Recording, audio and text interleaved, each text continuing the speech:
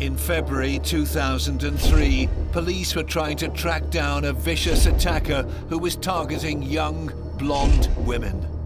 He would run up behind them and hit them on the head, often with a hammer, repeatedly, and then run back to his car and disappear into the darkness. One woman, Marsha McDonnell, had died from her injuries, and by August 2004, the assailant had claimed a second victim, Amélie Delagrange. He is a predator. He's stalking his prey, he's staking them out, and he's very organised and he's very planned, and that makes him incredibly dangerous. The killer was a man named Levi Bellfield. Even after his incarceration in 2008, he was linked with the shocking murder of a 13-year-old schoolgirl. I hate it when people refer to him as an animal, because animals don't behave like that. They kill to survive, not for fun and pleasure. He was born evil. He is pure, pure evil. Levi Bellfield had cemented his place as one of the world's most evil killers.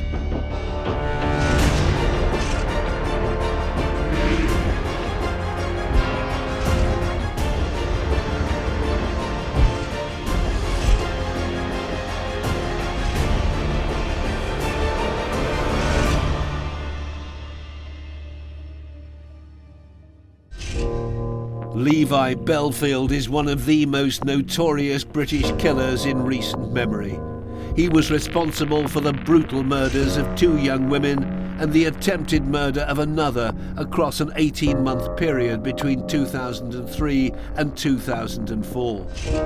While serving time in prison, he was again found guilty in 2011 of one of the highest-profile cases of the 21st century. The murder of schoolgirl Millie Dowler, a crime that had gone unsolved for almost a decade. They've waited 9 years and been put through the trauma of this court case. They linked arms as the jury foreman pronounced Levi Bellfield guilty of murder. But this killer's shocking story began over 40 years before. Levi Bellfield was born into a Romany gypsy family in Isleworth, West London on the 17th of May 1968. He was one of 5 children. Aged 10, Bellfield lost his father to leukemia, and as a result, he formed a very close bond with his mother. Bellfield was very much a mother's boy, much beloved of his mother. It was a close-knit family. Brought up in West London, in what was effectively once a huge community of travellers, and was groomed to thinking from the very early days that he was very special, that there was something particular about him. His mother encouraged him in that view. I think during his childhood he was a bit of a tearaway.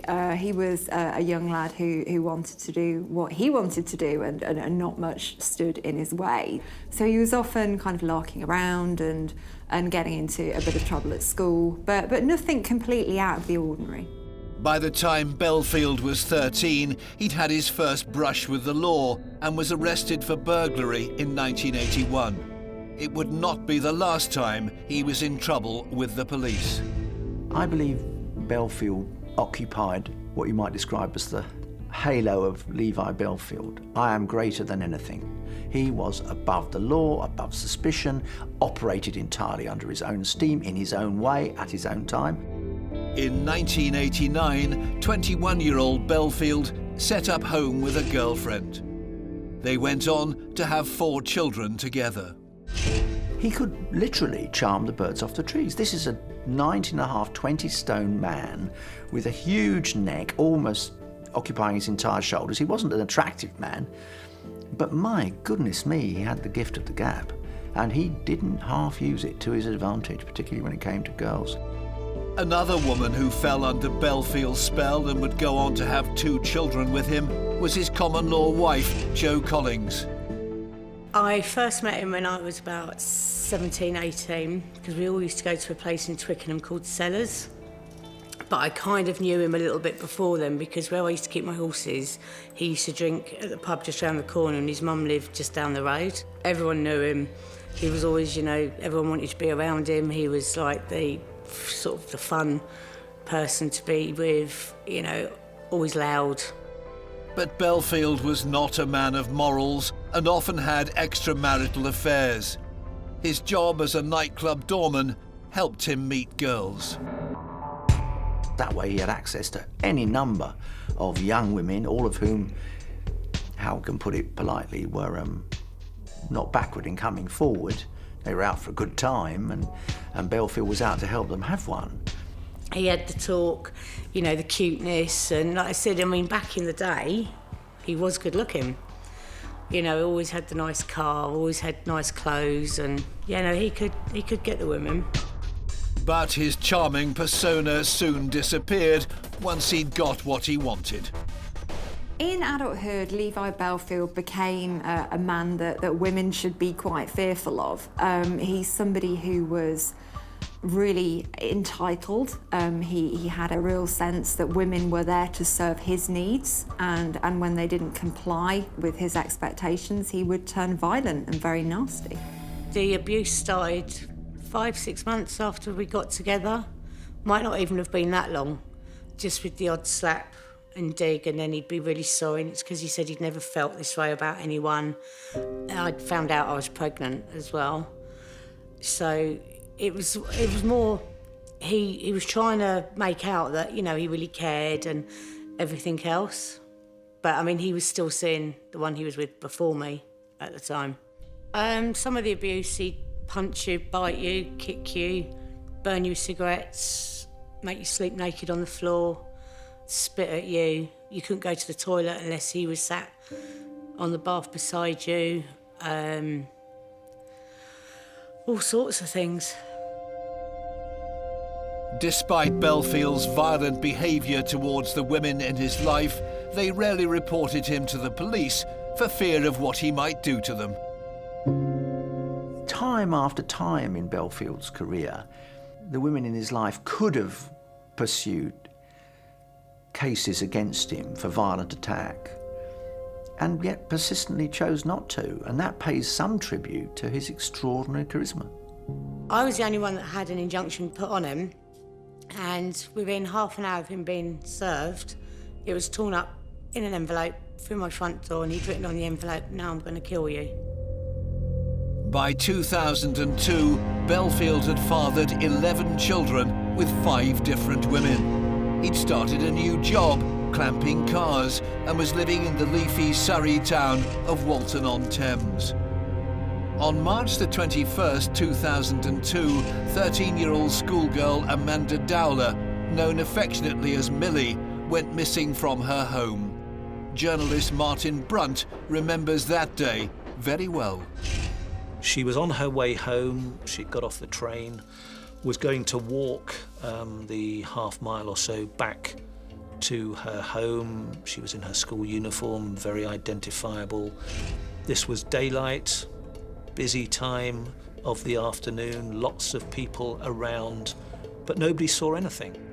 Millie had phoned her father to say she was heading home, but never arrived.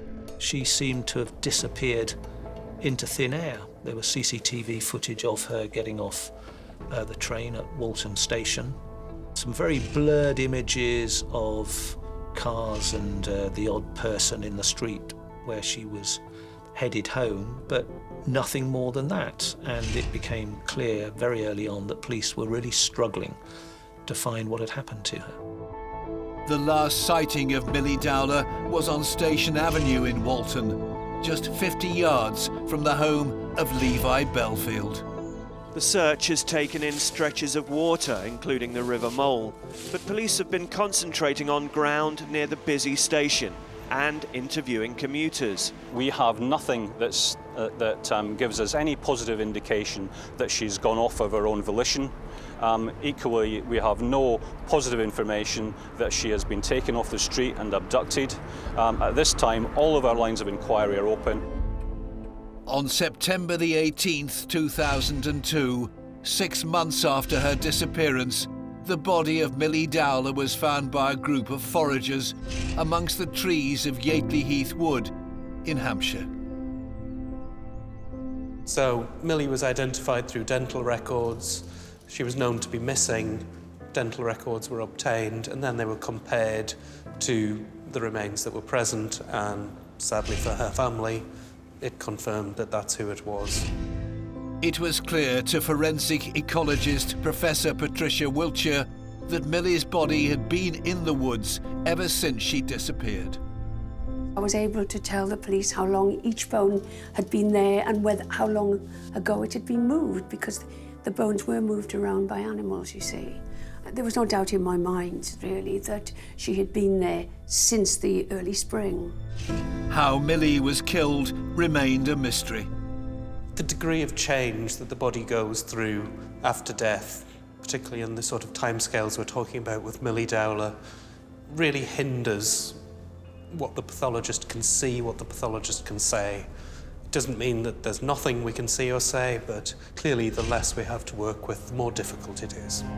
One likes to be objective, one likes not to think of the remains as a person, one likes to just look for the evidence and you try to be objective. And then, of course, they take you into a scenario where you become fairly emotional. Well, you can't help it.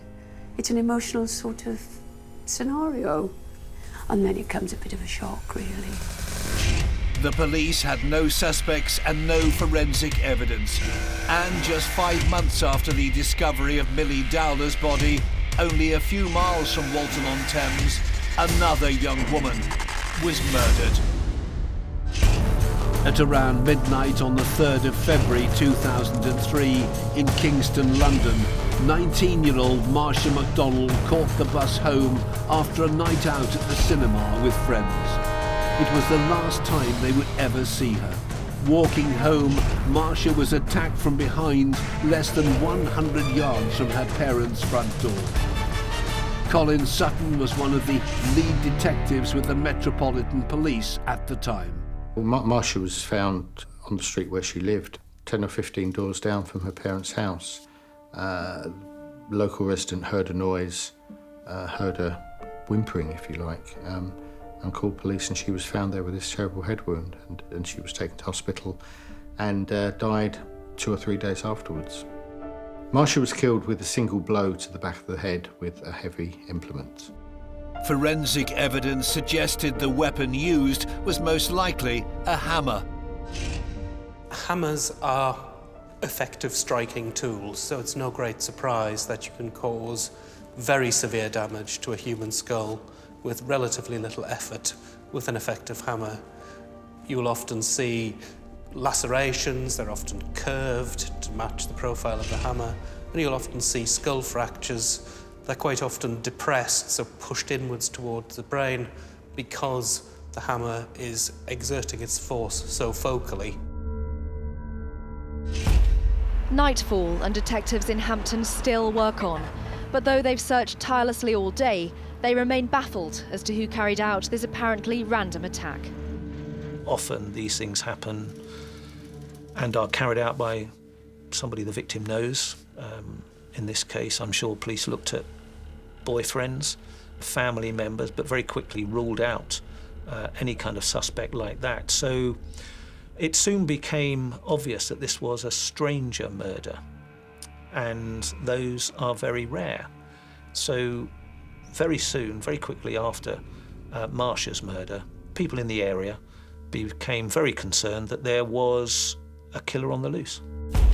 Subsequent investigations led police to a mentally unstable 16-year-old who wasn't competent enough to be charged or even interrogated about the incident. And as a result, he was sectioned and was put into to some sort of institution compulsorily.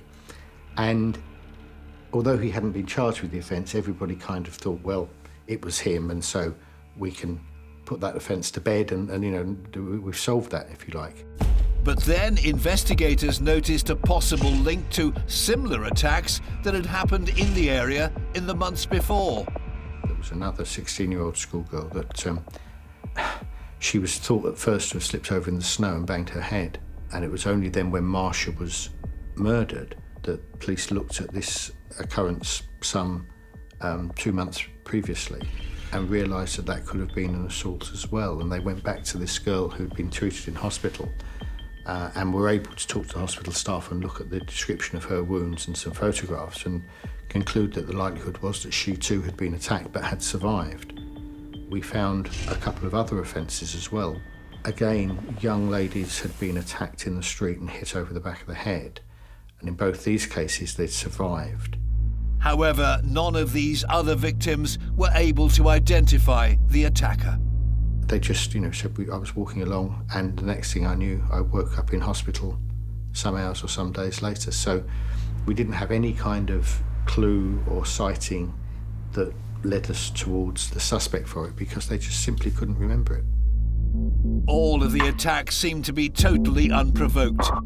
Could they all have been committed by the same perpetrator, the man who murdered Marsha McDonnell?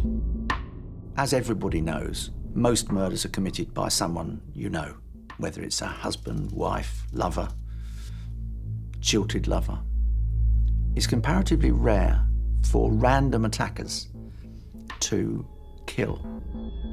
Then on the 28th of May 2004, 15 months after the murder of Marsha McDonnell, 18-year-old student Kate Sheedy was heading home after a night out in Twickenham, West London, to celebrate the end of her A-levels. Just after midnight, she caught the bus to nearby Isleworth and began to walk the few hundred yards to her front door.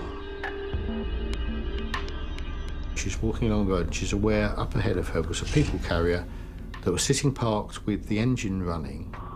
And she said it was white and it was sinister, was the phrase that she used. She said it looked a bit sinister because it had blacked out windows and she just thought it was up to no good. She didn't like it. And some sort of sixth sense or whatever said to her, no, don't walk past that.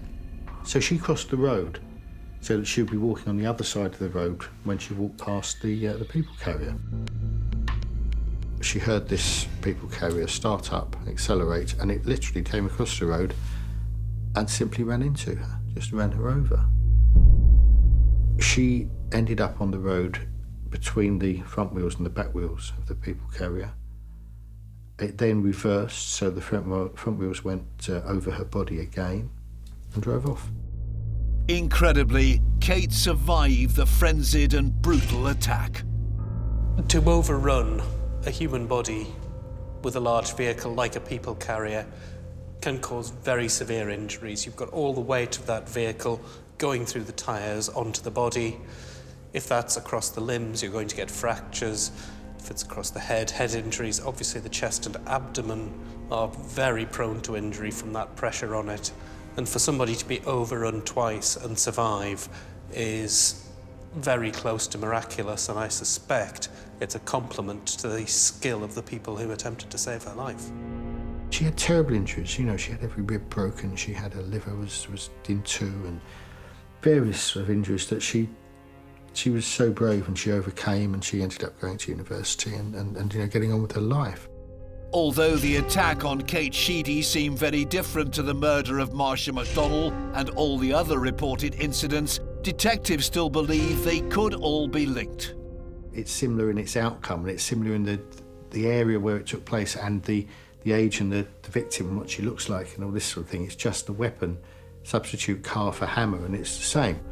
They ranged in age between sort of 16 and 32. They were all blonde or blondish, and I guess all of them were well dressed and were quite kind of sophisticated, looked quite well off, rather than perhaps some of the other people in the street. Someone who fitted that description perfectly was 22-year-old French exchange student Amélie Delagrange. And just 3 months after the attack on Kate Sheedy, Amelie was found dead. On the 19th of August 2004, 22-year-old French exchange student Amélie Delagrange caught the bus home to her rented flat in Twickenham, but she missed her stop. It was a nice night in August, and she thought, oh, it's not very far, I'll walk. And, that was her fateful decision. Had she waited for the bus, she may well have been okay that night. At about 10:15, there's a young man walking around Twickenham Green, and there's a cricket pitch there, and he walked across the cricket pitch and found what he thought at first was just a bundle of rags or a bundle of clothes, but turned out to be Amelie, and she was lying there on the grass. Her shopping bag with her shopping in was next to her, and she had a single wound across the back of the head, was bleeding profusely. He thought she was still alive at that point, called for an ambulance. He ran to the shops on the north side of the green and alerted people to call police and ambulance, and she was taken to a hospital and died an hour or so later of this single wound, which had caused a catastrophic sort of fracture to her skull and a brain injury. It appeared that Amelie had been killed by a blow to the head with a hammer, just like Marsha McDonnell. Police were now certain the killings were more than just a coincidence. We were conscious that there had been a number of similar attacks in the area over the preceding sort of 18 months or so. One of those was the murder of Marsha McDonnell, and the other was the attempted murder of Kate Sheedy.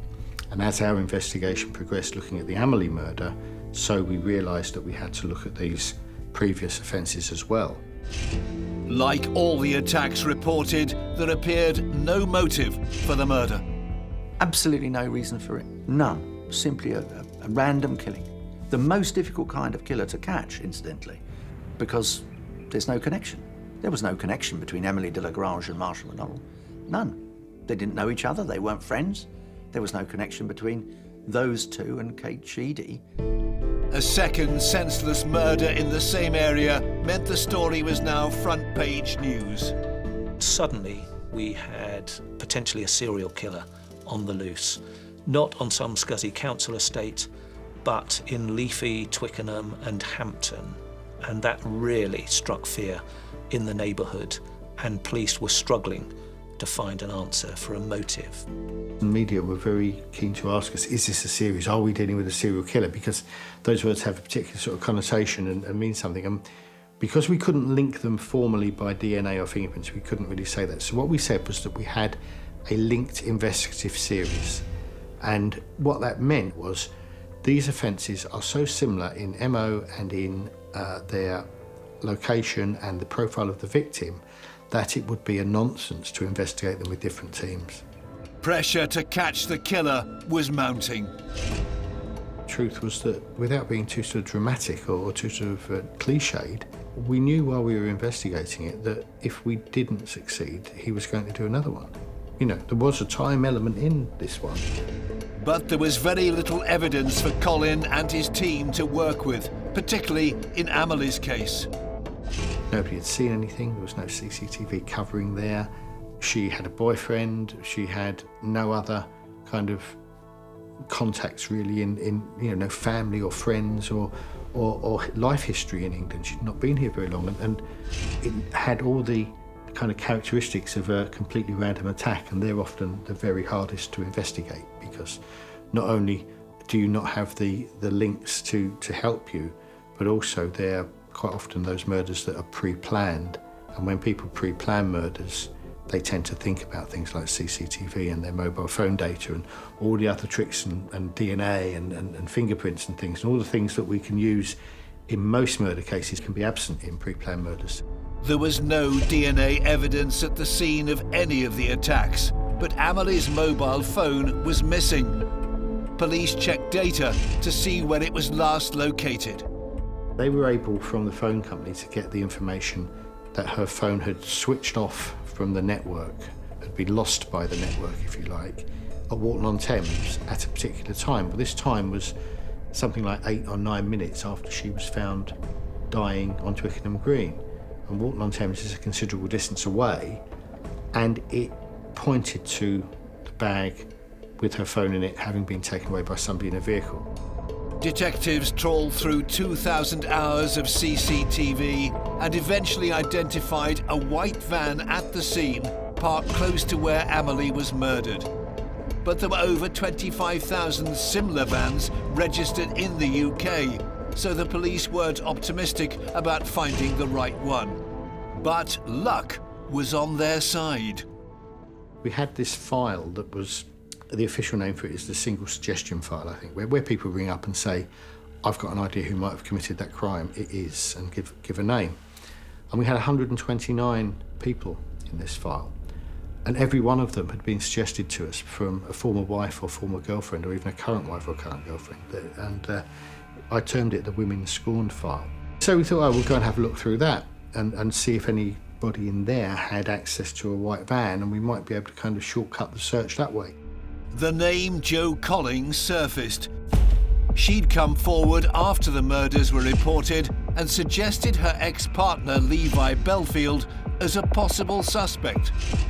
I was technically with him in a relationship 3-4 years, but he ruled my life for 11 years, every day. He would drive past my house 5, 6, 10 times a day, constantly ring me. He would walk down the alleyway at the back of my house and he'd ring me and tell me what time I'd put the kettle on, what I was wearing, who was around my house, everything. Jo told detectives Bellfield had a white van for his wheel clamping business and that he had a violent nature with a particular hatred of blonde women. It was a pivotal moment in the case. I'd always, at the back of my mind, because of how twisted and warped he is, you always think he could go that one step further. I mean, people say I'm as guilty as he is because I didn't come forward before, but there was never enough evidence or enough people willing to say, yes, actually, he did do this, he did do that, because so many people were scared of him. We get the report we've had, which says my ex-partner, Levi Bellfield, is a very violent man. He has got a hatred of women, particularly blondes. I found a magazine where he'd stabbed through all the photographs of blonde girls in it. He's very weird, and it's just the sort of thing he'd want to do, and he now works as a wheel clamper and uses a little white van to do it. So, that's exactly what we're looking for, somebody who's got a small white van, so let's try and progress that. It was the ownership of that van that in the end led the police to Levi Bellfield's door. By joining the dots, Colin and his team could link Bellfield to another vehicle, the car that ran Kate Sheedy down. And one of the times that he was arrested was in May 2004, when he was arrested for kidnap, which was kidnapping the landlord of a pub near where he lived in West Drayton. And nothing happened about it, and the landlord in the end said, oh no, it was just a prank that went wrong, don't worry about it. Didn't want to press charges, no charges were brought. But the crucial thing was that that arrest took place, and that abduction took place indeed, in a vehicle, and that vehicle was a white Toyota Previa. Kate Sheedy had been attacked in Isleworth, not by being hit across the head, but by being run over by a large vehicle. And she said that this vehicle was something like a Ford Galaxy. Of course, that's exactly what a Toyota Previa is. The White People Carrier, that was actually on my drive about 2 weeks before he ran Kate Sheedy over with it, only because he asked me if he could leave it there for a couple of nights, and I begrudgingly said yes. And he got somebody to go and do a check on the number plate of the Previa that Levi had been arrested in, and I remember her saying to me, Governor, I think we might have hit the jackpot, and said it was white. We now had somebody, Levi Bellfield, who had the right kind of white van that was used at the time Amélie Delagrange was murdered, and the right type of vehicle at the time that Kate Sheedy was run over. Bellfield was now the prime suspect. At dawn on the 22nd of November 2004, police raided his West Drayton home. In the attic is a naked Levi Bellfield. He'd covered himself up in the hope that no one would find him. Well, they did, and indeed the sergeant got him down and duly handcuffed him. Of course, he said to us, oh, I was only hiding because I thought it was a gang, I thought it was somebody after me. Well, it was somebody after you, Levi, but it was the murder squad. At 8:30 this morning, police raided several homes in West Drayton. The one behind me, that of 36-year-old Levi Bellfield and his common-law wife. The nightclub bouncer is currently being held at a West London police station.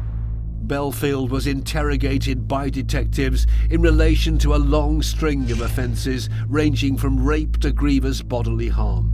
He refused to answer any questions, and at one point he even petulantly turned his back on investigators. He was remanded in custody for almost 16 months until the 2nd of March 2006, when he was formally charged with the murder of Amélie Delagrange and the attempted murder of Kate Sheedy. The murder of Marsha McDonnell was added to his list of charges on May the 25th, 2006. Bellfield's trial began at the Old Bailey on October the 12th, 2007. He pleaded not guilty on all counts. Levi Bellfield's trial for the murders of Amelie and Marsha was very long, very drawn out. He was an imposing figure in the dock, big, tall, but it was his manner throughout it that I think drew most attention. He looked very bored. He did give evidence. There were glimpses of the charm, in a way, when he was talking. There was a point where he was explaining how you can be a successful wheel clamper. I'm not suggesting he charmed the jury, but I think some of them might have found him captivating while he was talking in those terms. But he also had a very squeaky voice that again was at odds with this rather physically imposing man in the dock. Denied any of the charges, and you got the impression that he felt that he would be acquitted at the end of it. But the circumstantial evidence weighed heavily against Bellfield. They found 20 or 30 sightings of this van, separate bits of CCTV, and that's when we built up the picture of this van circling Twickenham Green effectively and driving around for a period of something like 45 minutes before Amelie was murdered. Hunting, no other word for it. You know, it was cruising a very small area looking for people to approach. On February the 25th, 2008, Bellfield was found guilty of the murders of Amélie Delagrange and Marsha McDonnell, as well as the attempted murder of Kate Sheedy. Judge Mrs. Justice Rafferty sentenced Bellfield to a whole life tariff. He was immediately sent to Wood Hill Prison. He will never be released. His modus operandi, according to the police, was that he got very angry if he approached a young woman that he was attracted to and felt rejected by them. And it is suggested that this is what happened in the case of the two women he killed. So these women, they were disposable objects to him. They were part of his killing game, his sort of hobby, his leisure activity. The day Bellfield received his sentence, he was named as the chief suspect in a case that had shocked the nation and remained unsolved for 9 years. The murder of Millie Dowler.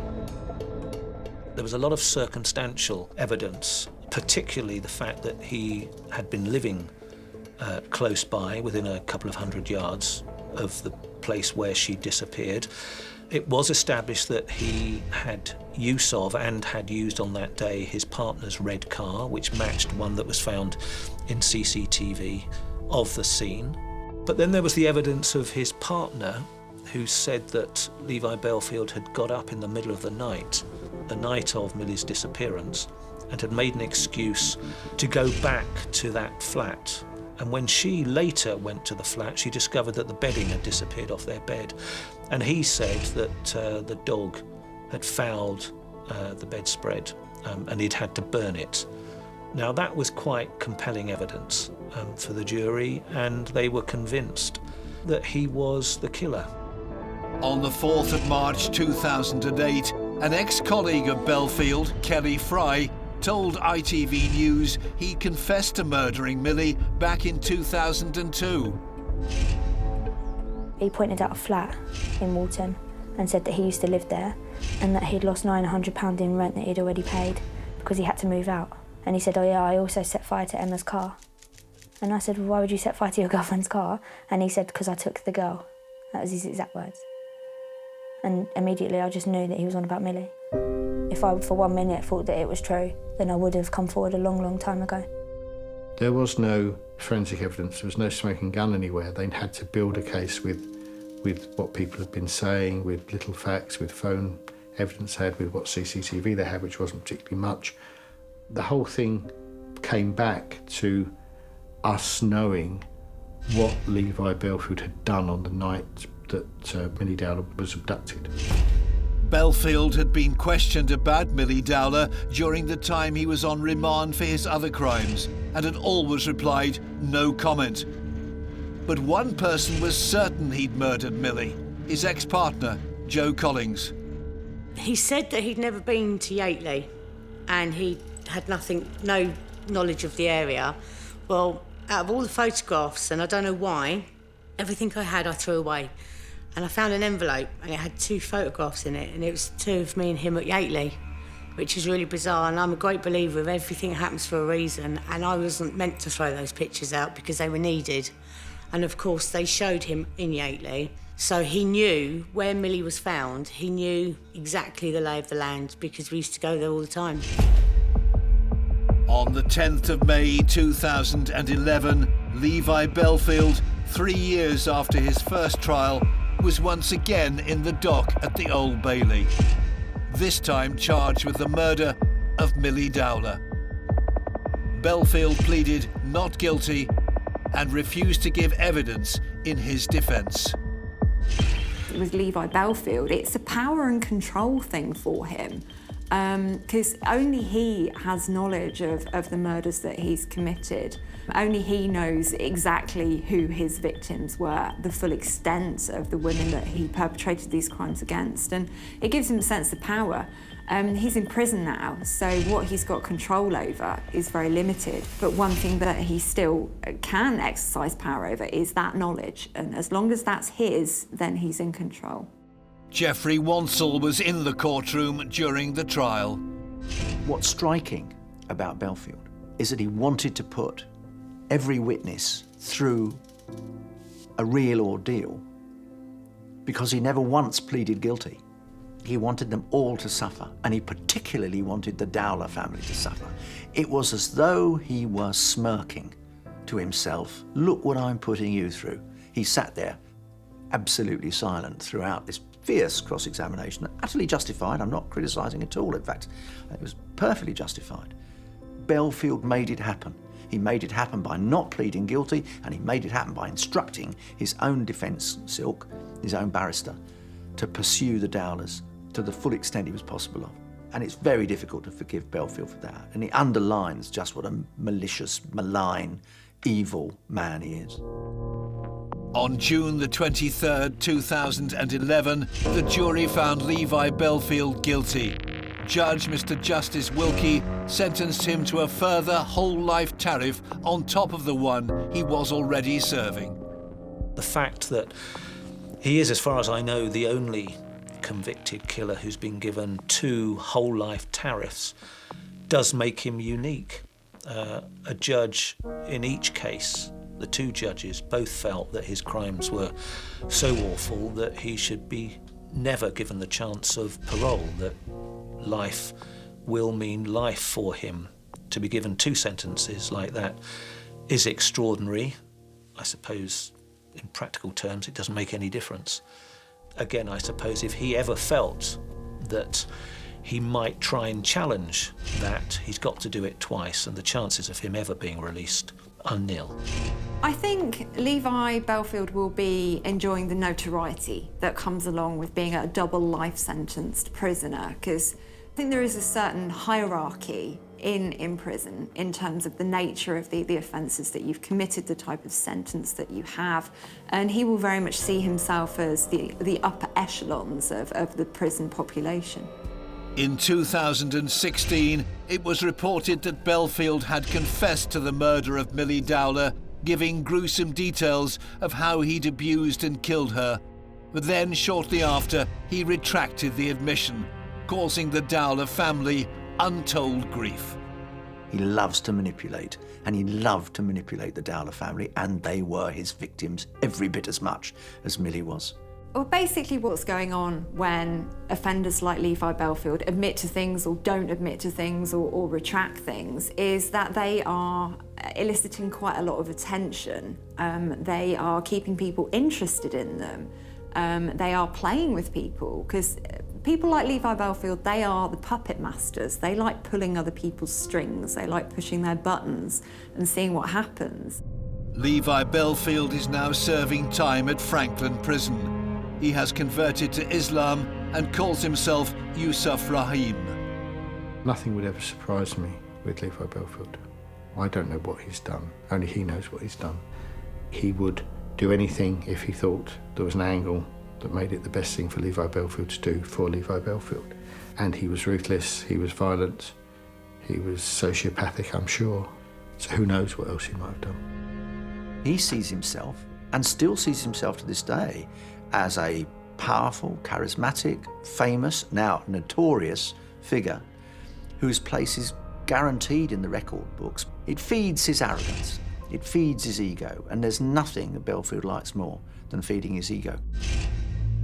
In letters written by Bellfield from his cell to the makers of this programme, he claims that he has never confessed to any of his crimes and still maintains he is not guilty, saying, "I'm innocent of all my convictions. I've witnessed and done things I truly regret, but I'm no killer. My lifestyle led to my wrongful convictions. I blame no one but me. The real victims are the victims and families of these crimes.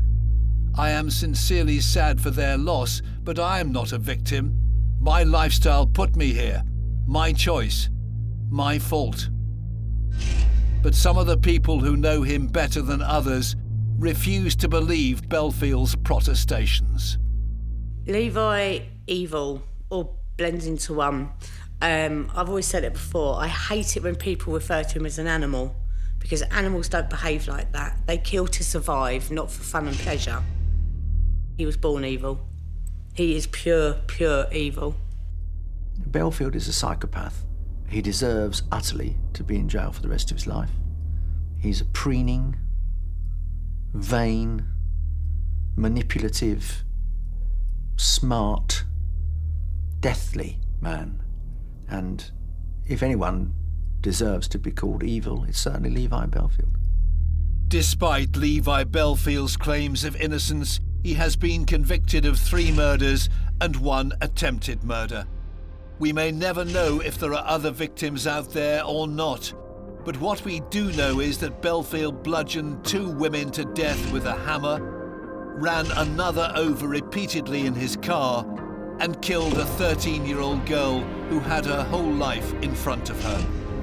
Yet Bellfield has never offered any reason or remorse for his actions. He is, without doubt, one of the world's most evil killers.